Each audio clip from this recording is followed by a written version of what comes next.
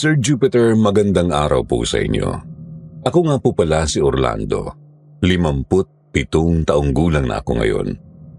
Pero ang kwentong ibabahagi ko ay nangyari mahigit 20 taon na ang nakalipas. Panahong mas malakas pa ang tuhod ko. Mas matalim pa ang pakiramdam. At higit sa lahat, panahong wala pa akong ideya kung ano ang ibig sabihin ng tunay na takot. Isa akong security guard. Buong buhay ko halos dito na umikot ang kabuhayan ko. 26 na taon akong gwardya. Nadistino na ako sa mga warehouse, bangko, ospital, simbahan, eskwelahan. Lahat yata ng pwedeng pagbantayan napuntahan ko na. Pero may isang lugar lang talaga ang hindi ko makalimutan. Isang gusaling sa unang tingin, modernong-moderno at mukhang ligtas. Pero sa likod ng marmol at salamin nito, may tinatagong kilabot.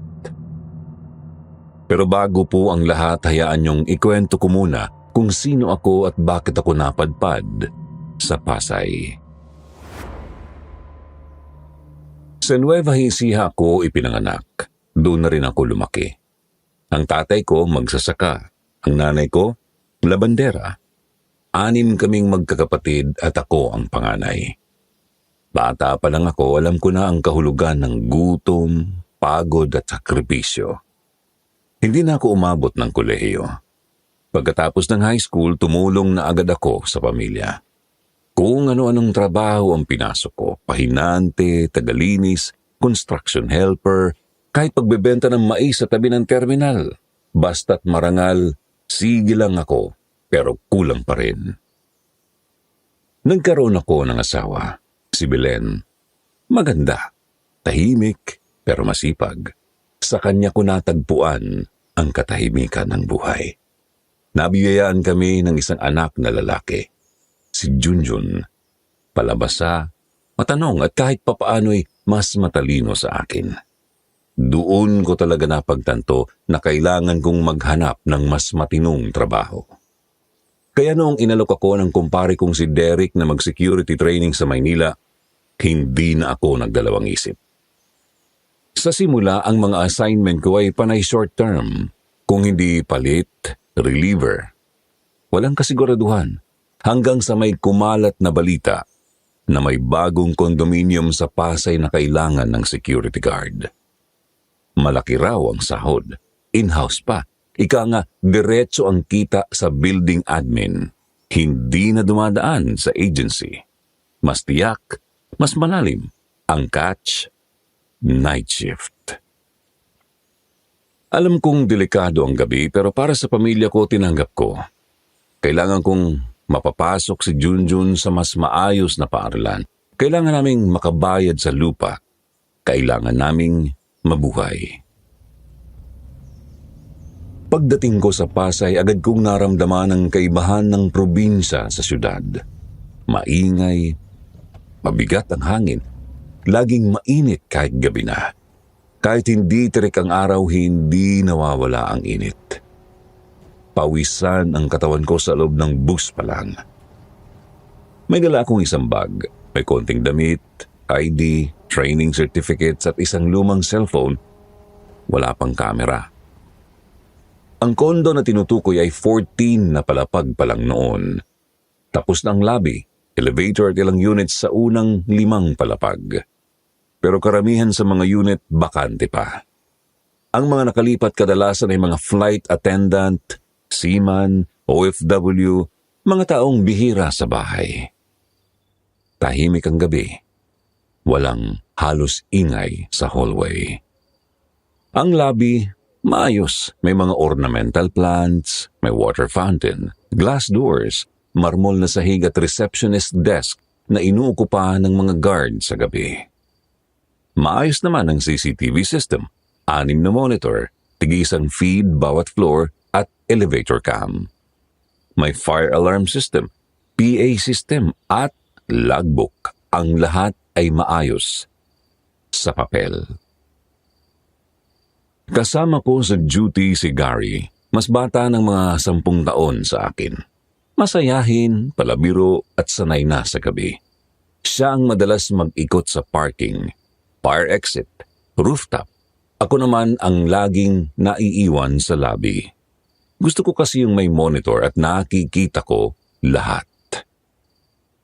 Sa unang 2 gabi, walang kakaiba. Tahimik. Halos wala ring dumarating na residenteng gising. Minsan may uuwi ng 10 oras ng gabi pero pasok lang sila.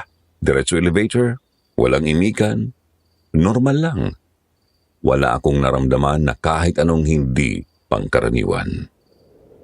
Pero sa 3 gabi, doon nagsimulang mag-iba ang ihip ng hangin. 11:00 ng gabi, solo ko ang lobby. Si Gary nasa 5th floor para mag-inspeksyon. Tahimik, kahit yung fountain, parang walang tunog. Ang ilaw medyo madilim, yung klaseng liwanag na hindi mo masabing sira pero hindi rin sapat. Parang kulang yung liwanag. Nagsusulat ako sa logbook, binibilang ang mga dumaan, nag-check sa CCTV. Napansin ko na ang wall clock ay parang hindi gumagalaw. Tiningnan ko ng mas matagal. Hindi talaga umaandar ang minuto. Kinuha ko ang cellphone ko. 11:06 na. Sa wall clock, 11:01 pa rin. Tumayo ako. Lumapit sa relo. Pinakinggan ko at maayos naman. Pero mabagal. May kaba na akong naramdaman pero hindi ko pinansin at bumalik na lang ako sa desk. Pagtingin ko sa CCTV monitor, napansin ko ang elevator cam. Gumalaw ang panel. Mula sa 14th floor, bumaba ito ng 13, 12, 11, hanggang 7. Tumigil. Bumukas ang pinto. Walang sumakay, walang bumaba. Pero ilang segundo lang, bumaba ulit hanggang lobby. Tumunog ang elevator. Bumukas ang pinto. Wala akong nakitang tao. Tahimik, walang hakbang at walang anino. Agad akong nagpunta doon para i-check. Sinilip ko ang loob, pero wala talaga. Pero nakita kong may tubig sa sahig. Basa ang tiles, may marka ng paang basa. Papasok. Tumingin ako sa paligid. Walang sino man sa lobby. Tiningnan ko ang logbook. Sarado na ang pool ng 10 p.m. Wala ring bisita. Lahat ng unit walang scheduled arrival. Pababa na sana ako pabalik sa desk nang may narinig ako. Isang boses, mahina at parang paos. Orlando! Orlando! Parang sa mismong likod ng tenga ko nang galing. Hindi ko alam kung lalaki o babae, basta malalim ang boses at malamig. Yung tipong may dumampi sa bato ko kahit walang hangin. Lumingon ako agad. Wala namang tao, walang anino at walang kahit ano. Sinilip ko ulit ang elevator pero tuyo na ang sahig. Nawala na parang bula ang mga basang yapak. Tumayo lang ako sa gitna ng lobby. Pakiramdam ko, tumigil ang oras ng panahon na yun, Sir Jupiter.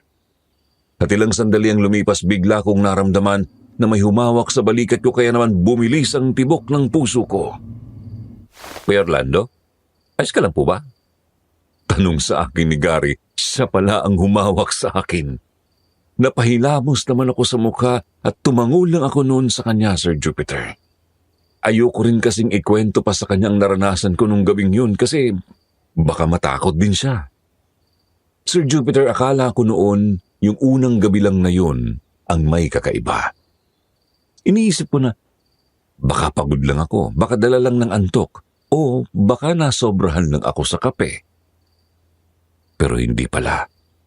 Dahil sa mga sumunod na linggo, saka ko lang napatunayang may ibang klase talagang presensya sa kondo na yun. Lalo pat naiwan akong mag-isa sa duty. Nag-leave ng 1 buwan si Gary para umuwi sa probinsya nila sa Antique. Namatayan daw ng tiyahin. At dahil kulang sa tao ang admin, ako muna ang nagbantay mag-isa sa buong night shift. Isipin mo yun, Sir Jupiter. Ako lang mag-isa ang nakabantay sa lobby, sa CCTV, sa intercom, sa buong building mula alas 11 ng gabi hanggang alas 6 ng umaga. Sa totoo lang, sanay naman ako mag-isa. Pero sa mga unang gabi pa lang na solo ko ang shift, may naramdaman na agad akong hindi tama. Tahimik ang gabi noon. Napakadilim sa labas at medyo maambon. Walang dumating na bisita. Walang nag-check-in. Walang kahit anong abnormal activity. Pero habang nagbabasa ako ng lumang dyaryo sa desk, napansin kong pawala-wala ang ilaw sa hallway. Akala ko normal lang, pero maya-maya, tumigil ang fountain sa lobby. Yung automatic na daloy ng tubig, tumigil lang bigla na parang may pinutol na wire. Nilingon ko ang panel, lahat ng switch nasa on, pero ang tubig, wala. Hindi rin umilaw ang panel ng sensor. Tumayo ako para silipin. Habang papalapit ako sa fountain, namatay ang isang ilaw sa bandang kanan ng hallway. Napatigil ako. Tumingin ako sa kisame. Nanginig ang mga balikat ko. Hindi dahil sa lamig kundi dahil may narinig akong mahihinang yabag. Yung tipong tila ba may nakatsinelas, mabagal. Iisa, dalawa, tatlong hakbang, tapos titigil, tapos uulitin ulit. Wala naman akong nakita sa CCTV pero sa tenga ko rinig ko ang bawat tunog ng yabag. Hindi ito sa labas galing kundi sa loob ito ng building. Huminga ako ng malalim. Pinilit kong huwag matakot. Umalis ako sa fountain at bumalik sa desk. Binuksan ko ang radyo sa phone ko, pero kahit anong lakas ng volume, rinig ko pa rin yung sunod-sunod na yabag sa hallway. Tapos may kasunod pa. May narinig akong mahina, pero malinaw na iyak. Paos, galing sa itaas, yung tipo ng iyak ng bata. Hindi sigaw, pero yung parang sinasakal ang emosyon at tuloy-tuloy lang ang hikbi. Hindi ko na alam kung saan galing. Lahat ng kamera, wala akong nakikitang tao. Nagsindi ako ng yosi. Oo, Sir Jupiter, alam kong bawal sa lobby, pero sa mga oras na yun, kailangan ko ng kahit anong makakapawi sa kaba ko. Dumikit ako sa sliding glass door, sumandal at sinilip ang dilim sa labas. Walang tao, walang dumadaan. Pagharap ko ulit sa loob, naka-off na ang monitor ng CCTV. Lahat ng screen, black. Lumapit ako agad. Sinaksak ko ulit ng maayos ang power strip at sa isip ko, sabi ko, baka natanggal. Pero okay naman kaya binunot ko at sinaksak ko ulit. Sakalang biglang bumalik ang ilaw ng monitor. Sunod-sunod, pero pagbalik ng feed, lahat ng floor static sa monitor. Parang may gumugulo sa signal. Sa kaunti-unting lumitaw ang mga imahe. Isa-isa, pero pagdating sa feed ng third floor, napansin ko agad. May nakaupo sa gilid ng hallway sa ilalim ng fire exit sign. Isang babae, mahaba ang buhok, nakaputing parang duster, nakasubsob ang ulo sa tuhod, hindi gumagalaw at hindi rin lumilingon. Tinitigan ko siya. Tinimpla ko ang focus, malabo ang video. Nakita kong dahan-dahang bumaling ang ulo niya sa mismong direksyon ng kamera. At sa mismong oras na yon, napundi ang ilaw sa hallway ng third floor. Bumalik sa static ang screen. Walang trace sa iba pang kamera ang babae. Parang hindi dumaan sa hagdan. Sumakay ng elevator. Basta na lang nawala. Hindi ko alam kung pupuntahan ko o hindi. Pero wala naman akong nare-receive na report. Wala ring emergency alarm kaya isinawalang bahala ko na lamang ang nakita ko noon, Sir Jupiter. Tumayo ako. Nagtimpla ako ng kape. Nilakasan ko ang ilaw sa desk area. Sinubukan kong palakasin ang loob ko. Wala yun. malikmata lang yun. Pero kahit paulit-ulit kong sabihin yun, hindi ko maalis ang bigat sa dibdib ko na parang may nakadagan. Matapos kong magkape noon, Sir Jupiter, nakatulog ako ng ilang minuto habang nakasandal sa desk. Nagising na lang ako dahil sa isang malakas na busina mula sa labas at delivery truck lang pala. 2:00 na ng madaling araw at tahimik ulit.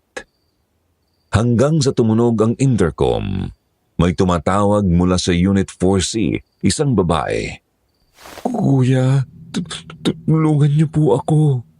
Mahina ang boses niya, nanginginig at parang takot. Tumayo ako agad nung oras na yon, Sir Jupiter. Sinagot ko siya. Tinatanong ko kung anong nangyari, pero puro iyak lang ang sagot niya. "Kuya, nandito po siya. Tulungan niyo po ako." Sinulat ko agad sa logbook at kinuha ang master key. Nagdala ko ng flashlight, radio at batuta. Umakyat ako sa 4th floor.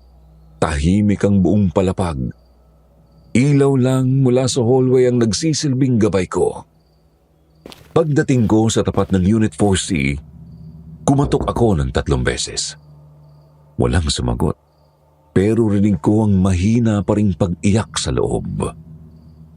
Binalikan ko sa radio kung may nakalistang residenteng babae sa unit, pero wala. Bakante ang Unit 4C. Under maintenance at wala pa ring may-ari. Kinabahan na ako. Pero dahil may tawag galing doon mismo, inisip ko baka may nakapasok o baka may emergency. Dahan-dahan kong binuksan ang pinto gamit ang spare key. Madilim sa loob. Wala pang kuryente. Hindi pa tapos ang unit. Amoy pintura, amoy simento, at higit sa lahat, walang tao, Sir Jupiter. Pero mula sa isang sulok sa bandang kwarto, may narinig akong malakas na iyak. Malinaw, malalim at matagal.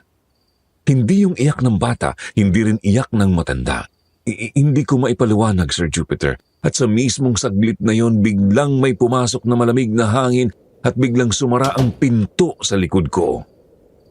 Sir Jupiter, pagkatapos ng gabing yon, yung bakanting unit, yung iyak, yung biglang pagsara ng pinto, pakiramdam ko'y pagod na ako. Hindi ko na alam kung paano ko pa itutuloy ang trabaho ko. Pero ang mas masaklap pa, paglabas ko sa kondo kinabukasan, ang akala kong paghinga sa normal na buhay ay mauuwi rin pala sa isa pang tanong. Isa pang sakit. Tapos na ang duty ko noon, Sir Jupiter, bandang 6:00 ng umaga. Medyo maliwanag na, may araw na, pero parang ramdam ko pa rin yung takot nung mga oras na yon. Pagkatapos kong pirmahan ang logbook, tinanggal ko ang nameplate ko, isinuot ang lumang jacket at lumabas sa lobby. Pagtingin ko sa likod, yung elevator parang may nakatitig pa rin sa akin. Para bang ayaw akong paalisin. Mabigat ang hakbang ko habang tinatahak ko ang maliit na eskinita palabas ng building. Ang ingay ng paligid, jeep, busina, barker, vendor, lahat yan, naririnig ko. Pero hindi ko maramdaman. Para akong lumulutang. Sa totoo lang, Sir Jupiter, pagod na pagod ako nung araw na yon. Hindi lang sa trabaho, kundi sa mga bagay na hindi ko maintindihan. Sa mga tanong na walang sagot. Sa mga gabing kahit gising ako, parang bangungot pa rin ang nakikita ko. Pero hindi ako pwedeng magpahinga noon, Sir Jupiter. Hindi ko pwedeng sukuan ang trabaho ko kasi may pamilya akong umaasa sa akin. Malapit lang ang tinutuluyan kong kwarto, mga 15 minutong lakad mula sa kondo. Boarding house siya sa 2nd palapag ng lumang apartment. Maliit lang, may isang kama, electric fan, palanggana at lutuan sa labas. Doon ako nakatira tuwing may assignment ako sa Maynila. Pagdating ko sa kwarto, agad akong naligo. Tanggal ng pawis, tanggal ng kaba. Sa bawat buhos ng tubig, para bang gusto kong hugasan ang takot sa katawan ko. Pero kahit malamig ang tubig, hindi pa rin natatanggal ang kaba. sa dibdib ko. Pagtapos maligo, nagsuot ako ng lumang short at sando. Umupo ako sa gilid ng kama. Tumitig lang sa kisame. Gusto ko sanang matulog pero hindi matahimik ang isip ko. Tiningnan ko ang cellphone ko, may isang unread na text. Galing kay Belen, asawa ko. Pa, tawagan mo naman kami mamaya, kailangan lang namin ng kaunting tulong. Kaunting tulong. Ang mga salitang yan para bang palagi na lang lumalabas sa text ng pamilya ko. At hindi ko sila masigsisi. Doon sa probinsya kung wala kang sariling lupa, wala kang sariling kita. At kahit may tanim ka, hindi naman sapat sa tuition ni Junjun, sa kuryente, sa gamot ng binan kong may sakit. Tiningnan ko ang wallet ko. May 3,000 akong natitira. 1 linggo pa bago ang sweldo. Pero hindi ako nagdalawang isip. Alam ko kung ano ang mas mahalaga. Lumabas ako. Naglakad papunta sa pinakamalapit na remittance center. Sa gilid ng palengke, siksikan sa pila, amoy isda at mantika. Pero mas pipiliin ko pa yun kaysa sa bangungot ng gabi. At least doon totoo ang hirap. Pagdating ko sa counter, pinadala ko agad ang pera. 3,000 po sa San Jose, Nueva Ecija. Naglakad ako pauwi. Magaan ang bulsa pero mabigat ang dibdib. Hindi ko maipaliwanag, Sir Jupiter, pero habang naglalakad ako may lungkot na bumalot sa akin. Hindi dahil napadalhan ko na sila, basta hindi ko maipaliwanag. Pagdating ko sa boarding house, umupo ulit ako sa kama.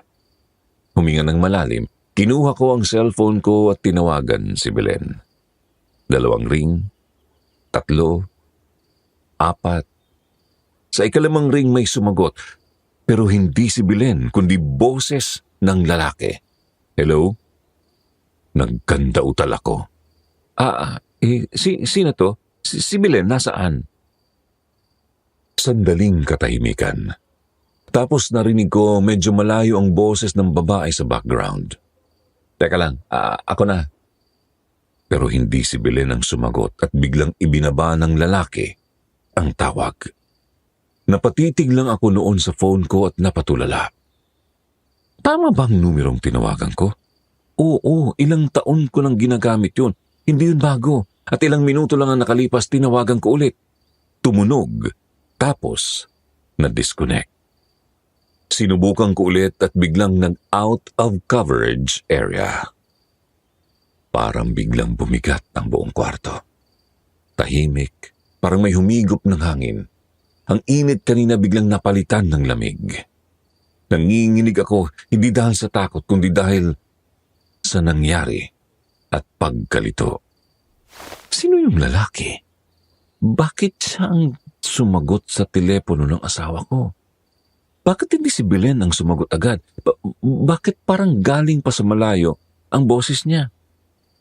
Bakit bigla akong napuno ng tanong na hindi ko kayang itanong? Hindi na ako muling tumawag nung araw na yon. Nakatitig lang ako sa screen ng cellphone ko, tila umaasang bigla siyang tatawag pabalik. Pero hindi.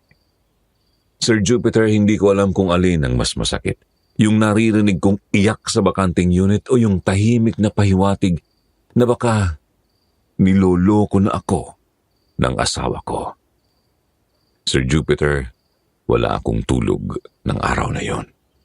Pagkatapos ng tawag, yung lalaking sumagot sa telepono ng asawa ko, hindi ako mapakali. Hindi ko maintindihan kung anong mas nangingibabaw sa katawan ko. Kung pagod, galit, kaba o lungkot. Nakatitig lang ako sa kisame ng kwarto ko sa boarding house habang ang araw sa labas ay unti-unting umaakyat. Gusto ko sanang isipin na nagkamali lang ako ng denial o baka may napindot lang si Belen. Pero masyado nang malinaw ang narinig ko, lalaki ang sumagot. Hindi lang yun basta kapitbahay, parang nasa loob mismo ng bahay namin. Ilang oras ang lumipas, bandang 2:00 ng hapon. Tumunog ang cellphone ko. Si Belen. Hinayaan ko muna itong mag-ring. Hindi ko kasi alam kung handa na akong kausapin siya pero sa huli, sinagot ko rin. Hindi ko na inantay ang bati niya. Sinabi ko agad ang tanong na gumugulo sa utak ko. Tinanong ko kung sino yung lalaking sumagot sa tawag ko. Tahimik siya, para bang nabigla o ayaw magsalita. Pagkatapos ng ilang segundong katahimikan, sinabi niya na kapitbahay lang daw yun. Humiram lang daw siya ng cellphone. May sira raw ang baterya ng telepono niya. Hindi ako agad naniwala. Kasi sa tagal naming mag-asawa, alam kong kapag nagsisinungaling siya, tumatagal siyang sumagot. At sa pagkakataong ito, ang boses niya, hindi ko maramdaman ang katiyakan. May halong kaba, may halong pag-iwas. Sinabi ko sa kanya na hindi na ako bata para paniwalain sa ganon. Alam kong boses ng lalaki yun at hindi lang yun basta saglit na tawag, parang kampante pa nga yung lalaki. Nagtaasan na ang tono ng usapan namin. Hindi ko siya minura pero ramdam niyang masama ang loob ko.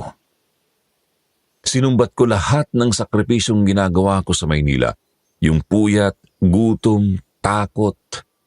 Hindi ko siya sinigawan pero mabigat ang bawat salita ko. Maya-maya pa sinabi niya sa akin na huwag ko raw kalimutan na siya ang naiwan sa bahay. Siya raw ang araw-araw na nasa palengke, nag-aalaga sa anak naming si Junjun, nagtitiis sa init, sa gastos, sa tanong ng mga tao. At sabay niyang binanggit na may sakit daw si Junjun. Nilalagnat, sinusukang kinakain at walang gamot. Doon ako natahimik. Hindi ko alam kung para lang makaiwas siya sa tanong ko o totoo nga. Pero kung anak ko ang may sakit, hindi ko pwedeng baliwalain. Humingi siya ng tulong kung may pera pa raw ako kahit konti lang kasi hindi na raw sapat ang natirang padala ko. Humingi ako ng pruweba. Ang sabi niya kung gusto ko raw ipapakausap niya sa akin si Junjun. Narinig ko ang anak ko. Mahina ang boses, paos at may halong hikbi. Tinanong ko kung ano ang nararamdaman niya. Sinabi niyang masakit ang kanyang tiyan at hindi siya makakain at hindi rin siya makatulog. Durog na durog ang loob ko, Sir Jupiter. Lahat ng galit ko bigla na lang naglaho. Kasi paano ko magagawang magtanim ng hinala kung mismong anak mo ang nagsasabing masama ang pakiramdam niya? Pagkababa ng tawag, agad kong tiningnan ang laman ng wallet ko. Pero halos wala na. Halos pamasahe na lang ang natira. Mabilis akong nagpalit ng damit. Lumabas ako ng boarding house at naghanap ng pwedeng mautangan. Naalala ko si Mang Erning, isang matandang janitor sa katabing gusali. Madalas kaming magkasabay na magkape sa umaga. Tahimik lang siya pero mukhang mabait. Lumapit ako sa kanya at humingi ng tulong. Ipinaliwanag ko ang sitwasyon. May sakit ang anak ko. Wala na akong pera at ang sweldo ko ay sa susunod na linggo pa. Humiram ako kahit 2,000 lang. Hindi siya nagdalawang isip. Kinuha niya ang wallet niya, binilang ang perang papel at iniabot sa akin. Wala akong masabi kundi pasasalamat. Mabilis akong tumakbo papunta sa remittance center. Mainit, amoy pawis at mantika ang paligid, siksika ng pila, pero hindi na yun mahalaga. Ang mahalaga, makakarating agad ang tulong sa anak ko. Pagkatapos kong maipadala ang pera, naupo ako saglit sa bangketa. Pakiramdam ko kahit papaano, nakabawas ako ng bigat. Kahit wala na akong natira sa bulsa, kahit utang yun, at least may panlaban na sila sa sakit. Pero ang hindi ko alam, ang totoo palang bangungot, hindi pa tapos. Kinagabihan, bumalik ako sa kondo. Ako pa rin ang naka-duty sa gabi dahil wala pa rin si Gary. Dire-diretso ako sa quarters, nagpalit at bumalik sa desk sa lobby. Tahimik ang gabi. Kakaibang tahimik. Hindi na ako natatakot gaya ng mga unang gabi. Marahil dahil mas mabigat na ang iniisip ko sa personal kong buhay kaysa sa kung anong multo o nilalang ang gumagala sa building. Pero kahit ganoon, hindi ko pa rin maalis ang pakiramdam na may ibang presensyang dumidikit sa paligid ko. Bandang 2:00 ng madaling araw, sinisipat ko ang CCTV monitors. Isa-isa kong tinitingnan ng bawat floor, gaya ng nakasanayan. Sa feed ng ground floor elevator, may nakatayo na isang batang babae. Mahaba ang buhok, nakasuot ng puting bestida. Nakatayo sa harap ng elevator. Nakatalikod. Malamlam ang ilaw sa paligid niya pero malinaw kong nakita na parang may hawak siyang maliit na laruan o di kaya ay bag. Hindi ko siya kilala.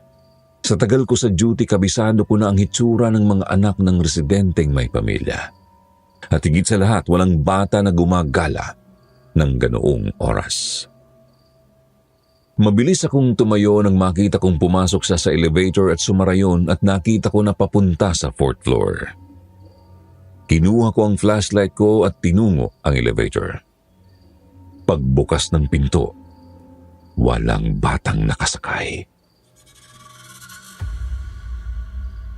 Pero nang sumilip ako sa loob ng elevator, may napansin akong maliliit na bakas ng paa. Basa, parang kakagaling lang sa swimming pool. Sa katahimikan ng paligid, may isang tunog akong narinig mula sa loob ng elevator speaker.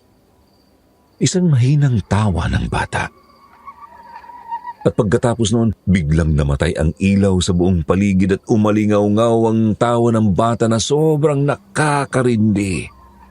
Sir Jupiter, kung akala ko noong mga unang gabi ay tapos na ang bangungot ko sa kondo, nagkakamali pala ako. Kasi noong gabing yun, gabi ng pinakamatinding takot sa buong buhay ko. Hindi na lang ako basta nakarinig ng iyak o yabag, pinakita na nila ang sarili nila sa akin. Mag-isa pa rin akong naka-duty. Wala pa rin si Gary. 12:00 ng hating gabi, rumoronda ako gaya ng nakagawian ko. Bit-bit ang flashlight, batuta at checklist. Umakyat ako sa bawat palapag para siguraduhin na walang pasaway. Walang bukas na bintana at walang sirang ilaw. Pagdating ko sa 13th floor, biglang nang iba ang simoy ng hangin. Mas malamig, mas tahimik, at parang mas siksik ang dilim sa kabila ng ilaw sa hallway. Hindi ko alam kung imahinasyon ko lang, pero sa tagal kong nagtatrabaho, sanay na akong makaramdam kung may kakaiba. At sa palapag na yon, ramdam ko agad na parang may nakatingin sa akin mula sa dulo ng hallway. Habang sinusulat ko sa logbook ang oras ng pag-ikot ko roon, may tumama sa likod ng binti ko at agad na palingon ako. Isang lumang bola ng bata ang gumulong sa likuran ko. Pula ang kulay, may bahagyang dumi sa gilid. Mabilis kong tinutok ang flashlight sa paligid pero wala akong nakitang bata. Walang kahit anong tao. Sa isip ko, ako lang dapat ang nasa floor na yon. Hindi ako agad kumilos. Inikot ko ang flashlight ko. Tinawag ko kung may tao, pero walang sumagot. Naramdaman ko na naman ang kaba. Yung parang may mabigat sa dibdib. Yung parang may inaabangang gumalaw. Hindi ko na po tinapos ang ronda sa 13th floor. Mabilis akong bumaba. Pagdating ko sa lobby, tulala ako sa harap ng desk. Pinagpapawisan ako kahit malamig ang aircon. Kinuha ko ang tubig sa gilid, uminom, tapos napatingin ako sa monitor ng CCTV. Doon ko nakita, sa 3rd floor may mag-asawa, lalaki at babae, nag-aaway sa hallway, nagsisigawan, nagtutulakan. Hindi malinaw ang audio pero halatang mabigat ang usapan. Galit na galit ang lalaki at umiiyak naman ang babae. Agad kong tinutok ang camera number, sinilip ang unit kung saan sila tumigil. Tinandaan ko agad, kinuha ko ang listahan ng occupants pero pagtingin ko, wala. Bakante ang unit na yon. Nakatagpa bilang under renovation. Hindi ko na pinag-isipan pa. Kinuha ko ang susi, sumakay ako ng elevator tuloy-tuloy sa third floor dahil inisip ko na baka may nakapasok na ibang tao. Pagdating sa harap ng unit, pinakinggan ko muna pero wala naman at tahimik. Nagpasya akong gamitin ang spare key. Pagbukas ko ng pinto, madilim sa loob. Walang gamit. Amoy pintura. Kulang pa sa tiles ang sahig. Halos wala pang pader sa likod. Bakanteng bakante. Pumasok ako ng dahan-dahan. At sa mismong pag-apak ko sa gitna ng sala, biglang sumara ang pinto sa likod ko. Tila tumigil ang paghinga ko. Tumakbo ako pabalik. Tinangka kong buksan ng pinto pero parang nakakandado. Saka ko narinig ang sunod-sunod na sigawan. Lalaki at babae, pareho silang galit. Parang nagbabangayan sa mismong loob ng kwarto. Pero wala akong makita. Wala akong kasamang tao. Tanging boses lang nila ang umaalingaw-ngaw sa bawat sulok.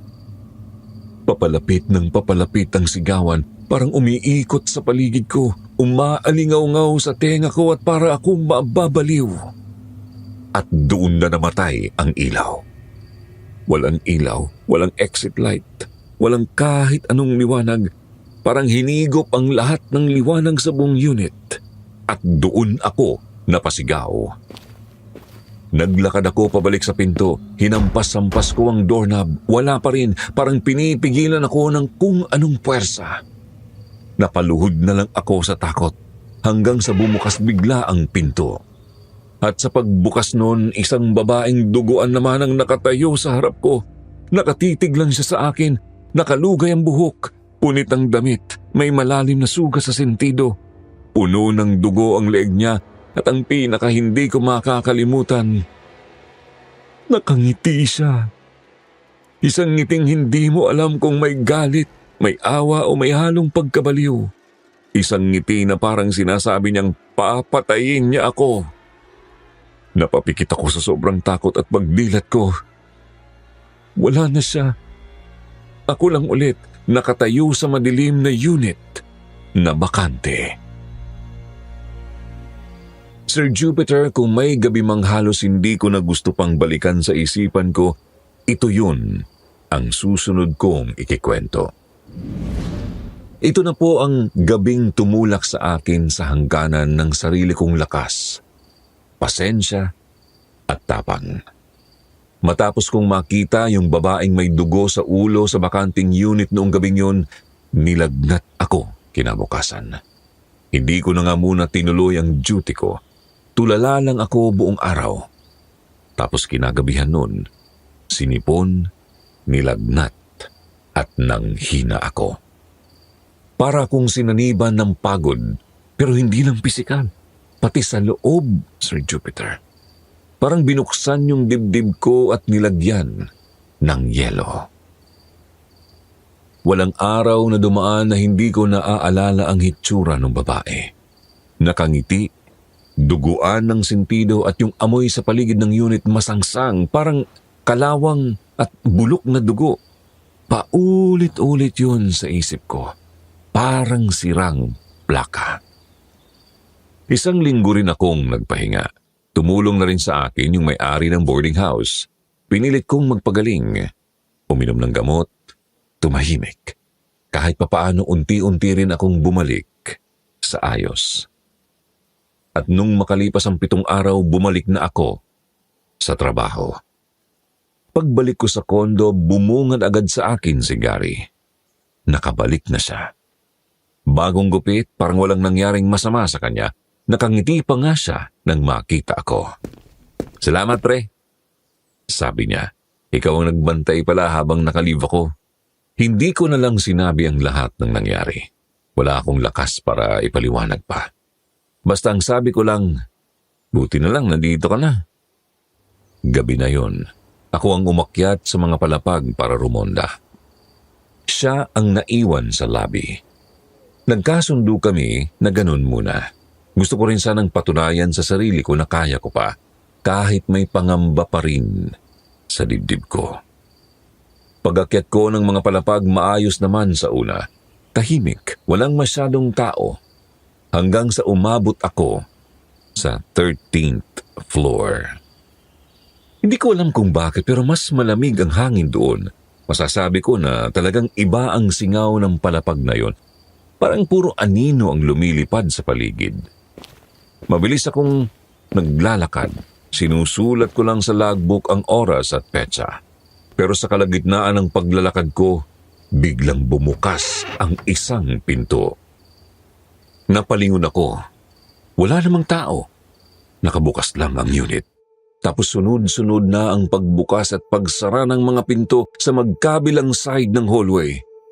Wala po akong pinipindot, walang gumagamit ng elevator at wala ring naroon kundi ako. Tapos nagpatay-sindi ang ilaw, Sir Jupiter. Parang may kung ano sa buong floor. Yung mga fluorescent light umiilaw sandali tapos mawawala. Palinga-linga ako. Hindi ko alam kung saan ako titingin. Yung kamay ko nanginginig na habang hawak ang flashlight. At habang patakbo na ako papunta sa elevator, may tumulak sa akin mula sa likod.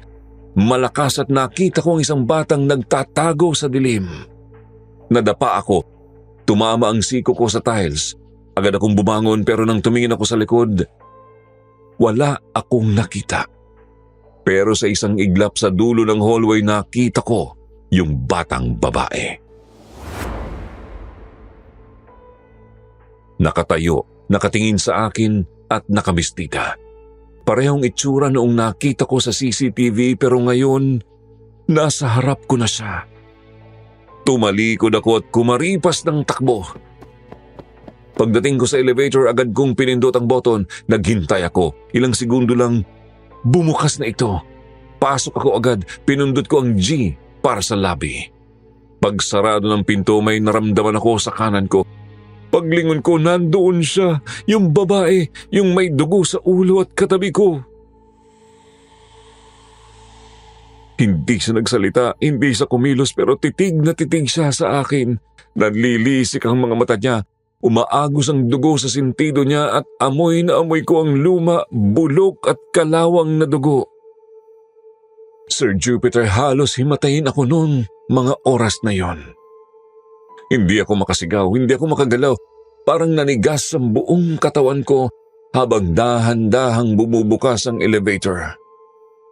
Pinikit ko ang mga mata ko, paulit-ulit kong binubulong sa isip ko na hindi yun totoo hanggang sa tuluyang bumukas ang elevator. Pagmulat ko ng mata, wala na yung babae. Pero kahit wala na siya roon, hindi ako nakagalaw agad. Hindi ko maihakbang ang mga paa ko palabas. Para kung wala sa kontrol, nanginginig, napapaiyak.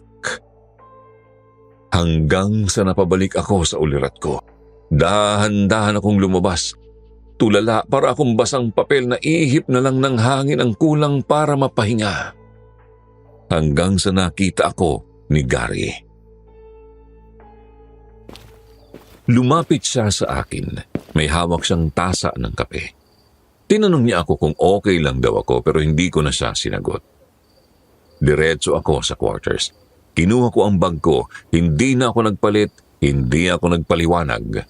Wala akong tiningnan kundi ang pinto palabas. At pag-uwi ko sa boarding house, hindi ko alam kung anong mas mabigat sa katawan ko. Takot, pagod o yung hindi mo na maintindihang katotohanan. Isa lang ang malinaw sa akin noon, Sir Jupiter. Hindi na yun basta paramdam. Isa na silang parte ng kwento ng lugar na yon. At para bang unti-unti na rin nilang isinasama ako. Kinabukasan, Sir Jupiter, hindi na ako pumasok agad. Magdamag akong tulala sa boarding house at ang tanging tanong na umiikot sa isipan ko ay, hanggang kailan ko pa kaya kakayanin ito? Pakiramdam ko kasi hindi na ako ang nasa sarili kong katawan. Para akong kaluluwang gumagala rin. Pagod, nawawala, tinatawag ng kung anong hindi ko maipaliwanag. Kaya nung umaga, nagayos ako. Nagpasya kong tapusin na at sinabi kong aalis na ako dahil hindi ko na kayang manatili pa sa lugar na yon. Bitbit ko ang bag ko, dumiretso ako sa kondo para magpaalam at ayusin ang ilang gamit ko sa quarters. Pagpasok ko ng gate, hindi ko maiwasang maglakad ng dahan-dahan. Parang bawat takbang may bumubulong sa likod ko. Hindi ko alam kung takot, kaba o multo na lang talaga ng mga alaala. Pagdaan ko sa gilid ng service hallway, nasa lubong ko si Mang Teddy, isa sa mga matagal ng janitor sa building. Tahimik yun, pero may mabigat na aura. Madalas ay hindi siya namamansin, pero nung araw na yun siya pa mismo ang unang kumausap sa akin. Bulong niya habang nilalabas ang map sa timba. Naranasan mo na rin ba? Napatingin ako sa kanya at napatanong ako kung ano ang sinasabi niya. Yung mga paramdam, sabi niya at bigla siyang tumingin sa paligid.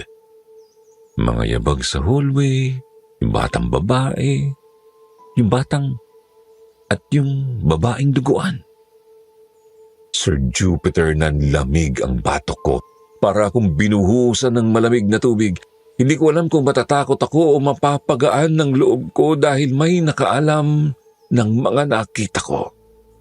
Napatanong ako sa kanya kung naranasan na rin ba niya at gaano na ba siya katagal doon. Tumango siya, saka sumagot. 7 taon. Pero kahit ilang taon na akong janitor dito, di ko pa rin kayang tumampay mag-isa sa 13th floor o sa lumang storage. Alam niyo po, may mga gabi. Akala ko may batang tumatakbo. May iyak. May mga unit na parang may nag-aaway. Pero pagdating mo, wala naman palang tao. Tinanong ko siya kung may nakakaalam ba sa kwento ng building na pinagtatrabahuan namin. Doon niya ako tinitigan sa mata, Sir Jupiter. Diretso talaga sa mata ko. Sekreto itong sasabihin ko sa iyo, pero matagal ng bulong-bulungan. Bago itinayo ang building na to, lumang ospital daw ang nakatayo dito. Isinara pagkatapos ng sunog. May mga hindi raw nakailigtas at yung iba, hindi raw natagpuan. Parang may tumusok sa dibdib ko. Hindi lang dahil sa takot, kundi dahil sa dami ng tanong na biglang gumulo sa ulo ko. Sa sobrang pangamba ko, dumiretso ako sa opisina ng amo namin. Kumatok ako at pinapasok ako agad. Tahimik lang siya habang kinikwento ko lahat mula sa CCTV, sa batang babae, sa mag-asawang nag-aaway, sa duguang babae sa elevator. Hindi siya nagulat, hindi siya nagtaka. Parang alam na niya. Nang matapos ako, saglit siyang tumingin sa labas ng bintana. Bago nagsalita. Hindi mo na kailangan bumalik sa duty mo dito. Lipat na lang kita sa ibang lugar, pero Orlando, huwag mong sasabihin kahit kanino sa mga kasamahan mo ang mga naranasan mo, ha? Hindi na natin kailangang magkalat ng takot. Luma na yung kwento. At sa totoo lang, marami na ring umalis dahil sa mga nakita nila. Tumango lang ako. Wala na akong ibang gustong gawin kundi makaalis agad. Agad din akong bumalik sa quarters para kunin ang natira kong gamit. Habang nililigpit ko ang mga damit ko sa bag, naramdaman ko na naman yung lamig sa paligid. Hindi galing sa aircon, hindi rin dahil sa ventilador. Lamig na parang may nakatayo sa likod ko habang nakayuko ako. Nagtayuan ang buhok sa batok ko. Dahan-dahan akong tumayo. Humarap ako sa salamin sa maliit na lamesa sa sulok ng kwarto at doon ko siya nakita. Yung babae, nasa likod ko siya sa refleksyon. Nakatingin sa akin, may dugo pa rin sa ulo pero nung oras na yon, hindi na siya nakangiti. Nakatingin lang siya ng diretso, malamig, parang pagod. Nagtayuan ang buhok sa batok ko. Dahan-dahan akong tumayo. Humarap ako sa salamin sa maliit na lamesa sa sulok ng kwarto at doon ko siya nakita. At sa panginig ng tinig sa loob ng utak ko, para bang may bumulong. Hindi sa tenga, kundi sa mismong kaluluwa. Umalis ka na. Hindi ako nakapagsalita, hindi na rin ako nag-isip. Hinila ko ang bag ko, hindi ko na isinara, mabilis akong lumabas ng kwarto, pababa ng hagdan, diretso sa labas. Hindi ko na nilingon ang kondo. Hindi ko na kinausap si Gary. Wala na akong lakas ng oras na yon, Sir Jupiter. Sa bus pa uwi, tulala lang ako sa bintana. Hindi ko alam kung maaawa ako sa babaeng yun o kung dala lang ng lugar ang lahat ng dilubyong nakita ko. Pero malinaw sa akin ang mga nangyari. Hindi lang multo ang nananahan sa mga lugar na gaya nun. Minsan kaluluwa ng mga taong hindi nabigyan ng katarungan. At minsan pa, kaluluwa rin ng mga katulad kong muntik nang mawala sa sarili. Sir Jupiter, pagkatapos ng gabing yun, noong huli kong nakitang dugo ang babae habang nagliligpit ako ng gamit sa quarters, hindi na po ako bumalik sa kondo sa Pasay. Tuluyan ko na pong isinara ang kabanatang yon sa buhay ko, kahit alam kong habang buhay na siyang nakaukit sa alaala ko. Kinabukasan, tinawagan ako ng opisina. Doon na rin sinabi sa akin na may bago na akong duty. Isang mas maliit na gusali sa Mandaluyong. Mas tahimik, mas simple. Walang masyadong floors at walang elevator. Doon daw muna ako ilalagay pansamantala habang hinihintay kung saan pa ako pwedeng i-assign. Hindi na ako tumanggi. Pakiramdam ko nga kahit saan ilagay basta hindi na sa lugar na yon, ayos na ako. Kahit kubo pa siguro ang pagbantayan ko basta hindi ko na ulit maririnig ang mga yabag sa koridor, hindi ko na makikita ang babaeng bata sa CCTV o yung dugo ang babae sa elevator. Noong unang mga araw sa bago kong assignment, bit-bit ko pa rin ang kaba. Sa bawat tunog ng kahoy, sa bawat buhos ng ulan sa bubong, napapalingon ako. Pakiramdam ko, sinusundan pa rin ako ng mga mata mula sa lumang kondo. Pero unti-unti, lumuwag rin ang dibdib ko. Unti-unti, bumalik ang tulog ko sa gabi. Unti-unti, nabubura ang takot. Kahit alam kong hindi ito tuluyang mawawala. Lumipas ang ilang buwan na tahimik. Ginawa ko lang ang trabaho ko. Hindi na ako tumitingin sa CCTV kung hindi naman kailangan. Hindi na po ako umaakyat sa madilim na palapag kung walang dahilan. At higit sa lahat, hindi ko na binuksan ang kwento ng nakaraan. Hanggang isang araw habang naka-duty ako sa bago kong pinagtatrabahuan, may dumating na tawag sa cellphone ko. Si Gary. Mula pa noong umalis ako sa kondo sa Pasay, hindi na kami nagkaroon ng mahabang usapan. Pero ngayon, bigla siyang tumawag. Sinagot ko. At sa linya ng tawag, sinabi niyang may nangyari sa lumang gusali.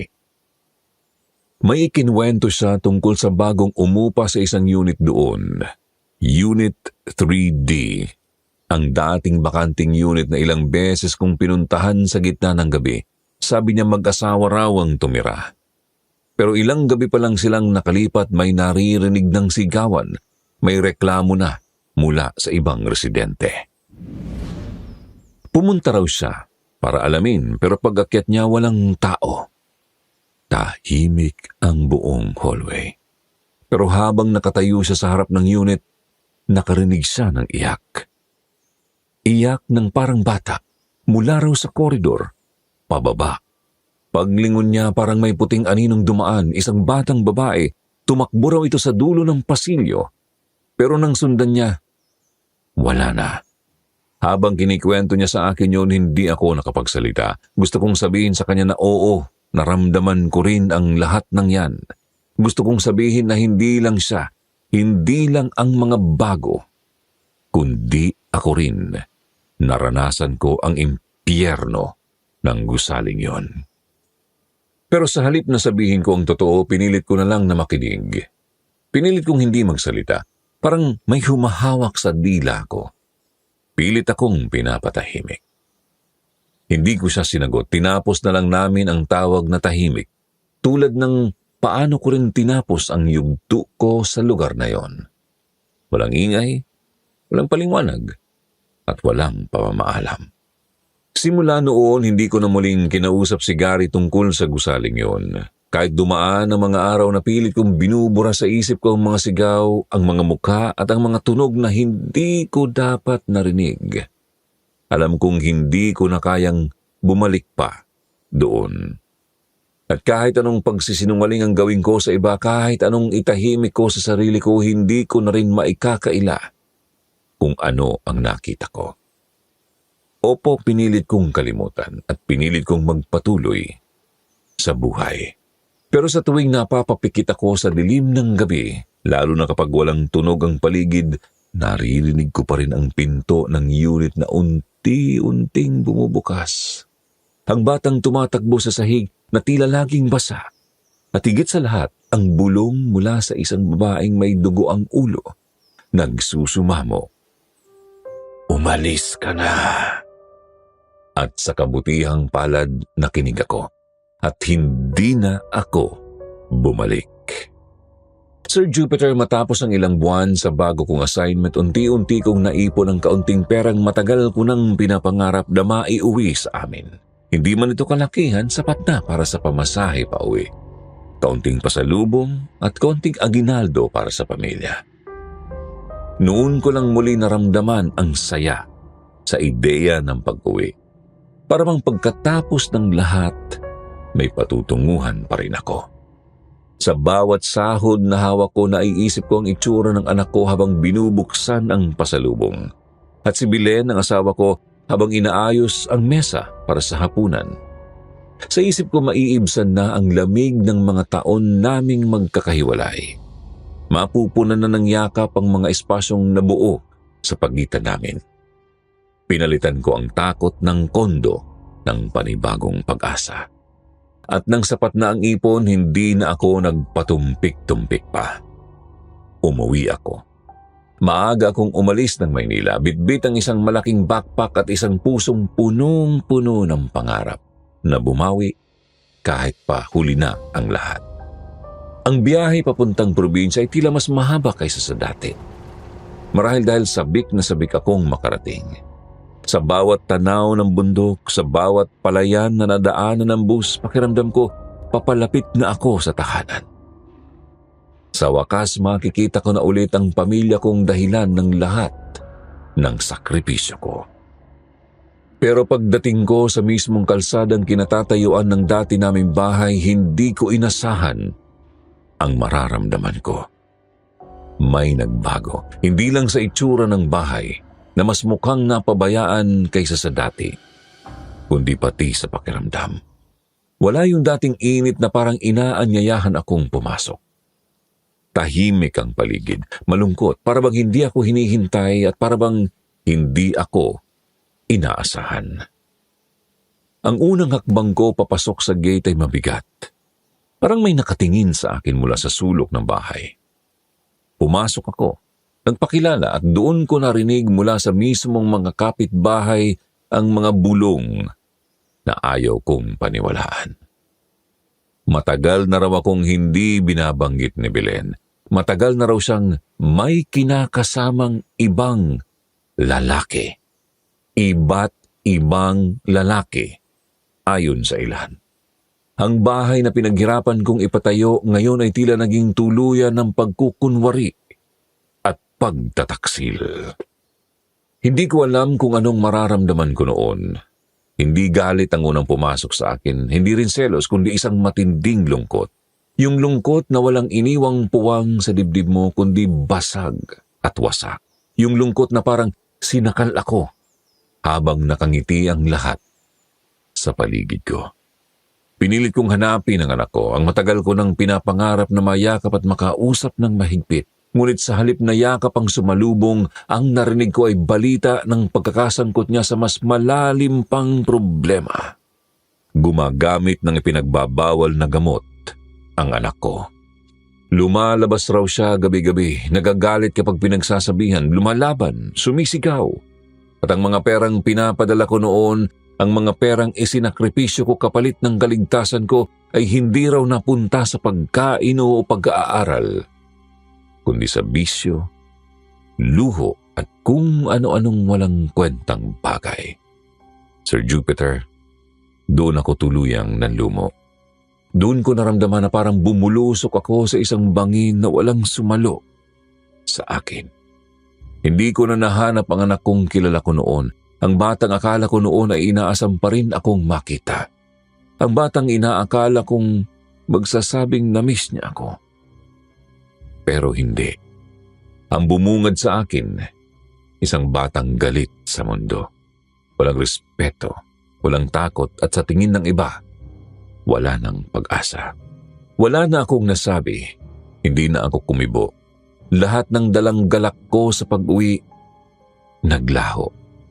Hindi ko na alam kung saan ako magsisimula. Hindi ko na alam kung may silbi pa ang pagbabalik ko. Ang pinakamahirap tanggapin, Sir Jupiter, ay hindi ang pagtataksil ng asawa o ang pagkaligaw ng anak ko. Ang pinakamahirap tanggapin ay yung lahat ng sakripisyo ko sa Maynila, yung mga gabi ng pagbabantay, yung mga patay-sinding ilaw sa 13th floor, yung sigawan ng mag-asawa sa bakanting unit, yung batang babaeng hindi matahimik sa CCTV. At higit sa lahat, yung dugoang multo sa elevator. Lahat yun pinasan ko para lang sa isang pamilya na sa huli, hindi na ako hinintay. Lahat ng kinita ko, lahat ng pawis, lahat ng dasal, lahat ng kinimkim kong takot, nawala, nasayang. Parang multo rin ako sa sarili kong buhay. Uuwi pero hindi na kilala. Magpapakilala pero wala nang makikinig. Mag-aalay pero wala nang tatanggap. Sa bahay na dapat ay pahingahan ko, ako pa ang dayuhan. Kaya bumalik ako sa Maynila. Tahimik, basag. Hindi ko na alam kung saan ako magsisimula, pero isang bagay ang malinaw sa akin. Mas nakakatakot pa rin pala ang mawalan ng pamilya kaysa sa makakita ng multo. At kung babalikan ko man ang mga gabing nanginginig akong tumatakbo pababa ng hagdan mula sa 13th floor, kung babalikan ko man ang mga sandaling binabantayan ko ang CCTV habang bumubulong sa sarili ko na kaya ko pa, mas pipiliin ko pa yun kaysa sa marinig ang mga bulong-bulungan sa sarili kong barangay na iniwan siya, na pariwara ang anak niya. Sayang ang pinaghirapan. Sir Jupiter, hindi ako santo at hindi ko rin sinasabing perpekto akong ama. Pero kung may multo man sa buhay ko na patuloy akong sinusundan, hindi yun ang babaeng duguan na nakita ko sa Pasay, kundi ang alaala ng pamilya kong hindi ko na maibabalik pa sa dati.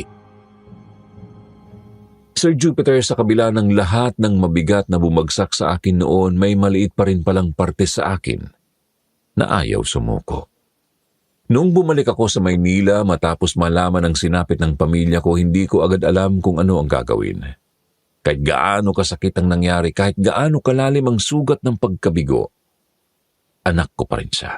At bilang ama, alam kong bahagi ng tungkulin ko ang magpatawad. At higit sa lahat ay kailangan ko siyang isalba. Kaya humugot ako ng lakas ng loob. Pinuntahan ko ulit ang probinsya. Doon ko kinausap ang ilang opisyal, ilang kaibigan at mga dating katrabaho. Pinuntahan ko ang anak ko. Hindi siya agad lumapit. Malamig pa rin siya at wala pa ring respeto sa mga salitang binibitiwan. Pero hindi ko na hinayaang lumala pa ang kalagayan niya. Isinuko ko siya sa tamang proseso. Pinarehab ko siya, hindi para parusahan, kundi para tulungan siyang mapabalik sa sarili. Maraming beses siyang tumanggi, sumigaw, lumaban. Pero pinanindigan ko. Nagsimula ako muli sa pagiging ama, hindi sa pagbibigay, kundi sa pagsalo sa lahat ng bigat ng anak kong muntik nang mawala sa dilim. Tumagal ng ilang buwan ng proseso. Madalas akong dumalaw kahit pagod sa trabaho. Pinapadalhan ko siya ng mga sulat, konting pera at kung minsan pasalubong. Unti-unti nakikita ko ang pagbabago sa mga mata niya. Dati puro galit at paglayo ang laman noon. Pero nang lumipas ang mga linggo, nagsimulang bumalik ang liwanag. At isang araw matapos ang mahabang gamutan at proseso, natapos rin ang rehab. Bitbit ko siyang muli, pauwi. Pero hindi na pauwi sa probinsya. Bitbit ko siyang pauwi sa bagong buhay. Isinama ko siya sa Maynila. Tumira kami sa maliit na kwarto sa barracks ng pinapasukan ko. Maliit lang pero malinis. Tahimik. Wala ng multo. Doon kami nagsimulang muli.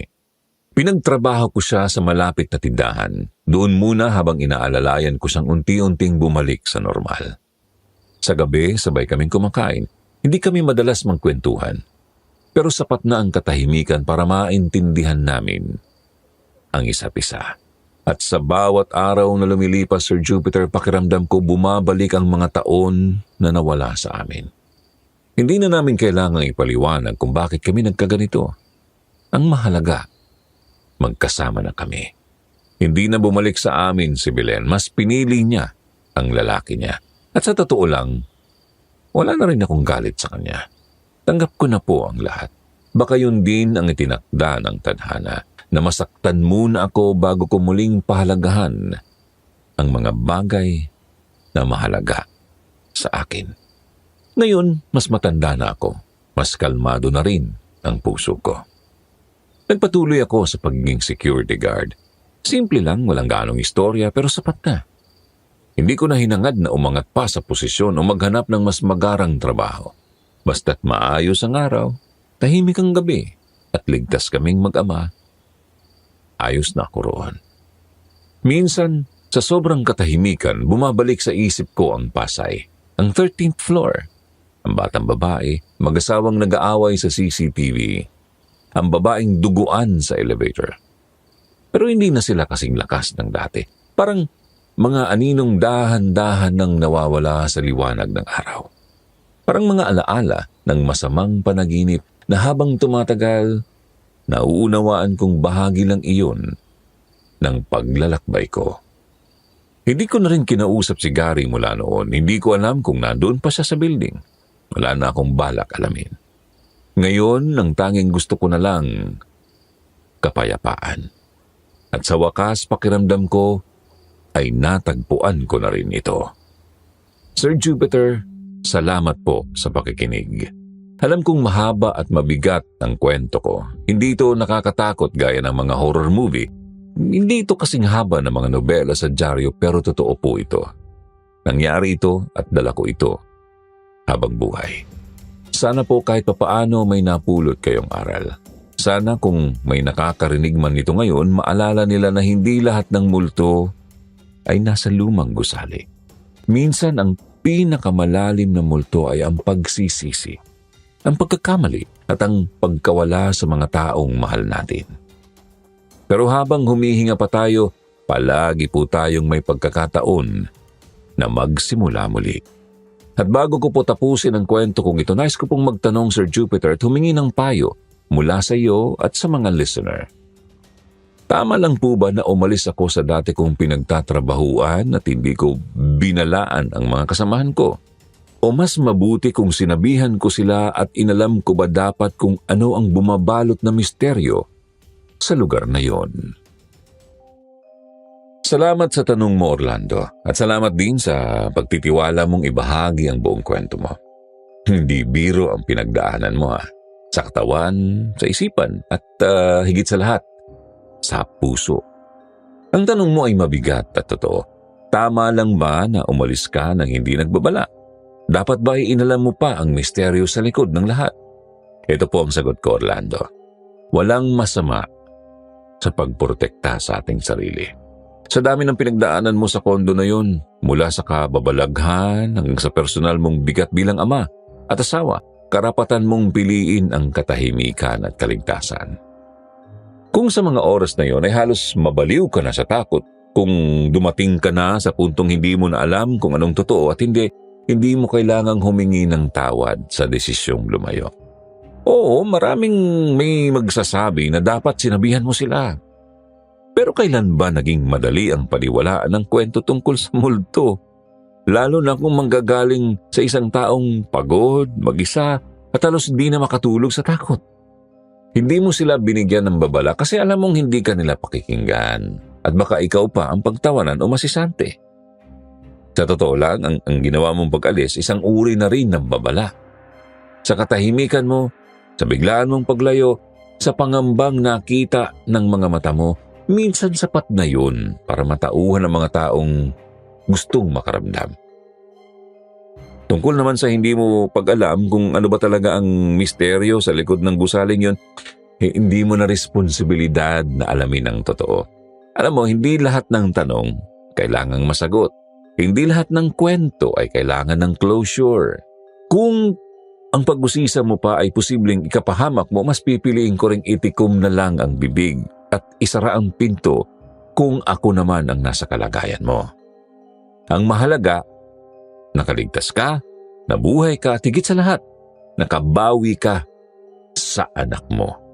Kung may natiramang kababalaghan sa gusaling yun, oras na at tadhana na ang bahalang humubog ng katapusan nun.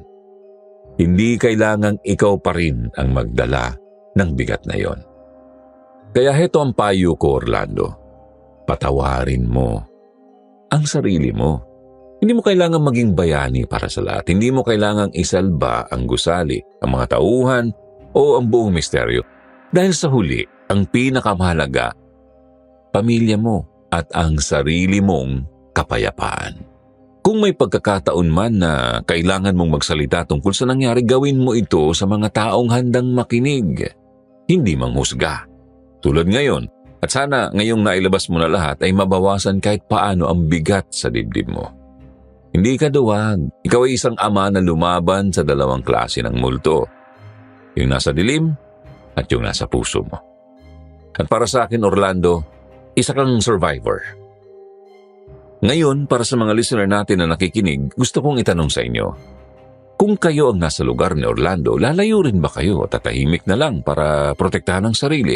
O maglalakas loob kayong harapin ang misteryong bumabalot sa gusaling yun? At babalaan ng iba, kahit kapalit ay magmumukha kayong baliw. Team tahimik na paglayo ba kayo o team sagot sa misteryo? I-share po ninyo sa comments kung saan kayo papanig at kung anong desisyon ang pipiliin nyo, kung kayo mismo ang nakaranas ng mga nakita, narinig at naranasan ni Orlando. Curious ako kung sino sa inyo ang pipili ng katahimikan at sino ang pipiling bumalik sa kadiliman. Hanggang dito na lamang po ang ating kwento. Maraming salamat sa pakikinig. Hanggang sa muli.